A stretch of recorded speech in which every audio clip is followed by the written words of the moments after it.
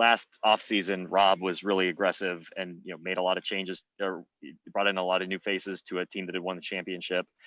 This team obviously didn't have the same success, but like you said, didn't have a chance to see what it would look like at full strength in this environment. Do you feel like this team deserves another shot in some form? This supporting cast around you and AD, or do you think that there will be or should be larger changes like there were a year ago? Well, I think Rob has done such a great job of constructing this team over the last few years that he will continue to do that. I will have some input. He always asks for my input. As AD's input. But at the end of the day, we want to continue to get better. I trust Rob. Trust Kurt. Trust everyone upstairs that does their diligence and our coaching staff and things of that nature. So obviously, number one thing for us is getting AD healthy. That's number one. It doesn't matter what changes we make. We get big fella healthy, and he's back to what he was before the injury. Get my ankle back right, which 1,000%. I already know that I'll be 100% as far as my ankle when the season starts in October, and then go from there. So that put us in best possible chance to be successful next year. But like I said, Rob will do his due diligence and construct this team to where it needs to be compete for a championship once again. We'll take a couple more. Kyle Goon. LeBron, we saw these pictures of you giving a signed jersey to Devin Booker.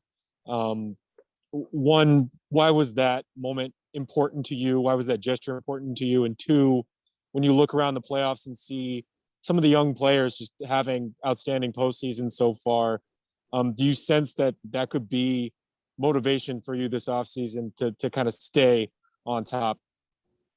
Well, first of all, I love everything about D-Book.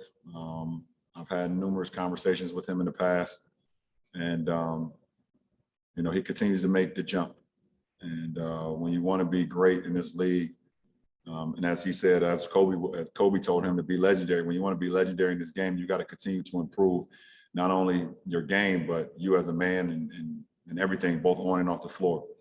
And all the conversations I've had over the years, I could tell he soaked them up and has used them to his advantage. And, everyone sees what he's able to do on the floor right now, but I think, his maturity, him as a young man is what I'm most impressed about. So I love everything about Book. So that's the post-game interaction. Secondly, I don't need motivation, from anybody in this league. I motivate myself. I'm motivated by my kids, by my family, and the love of this game. But take nothing away from it. There's some young guns in this game. Book, Donovan Mitchell, Luka, John Morant.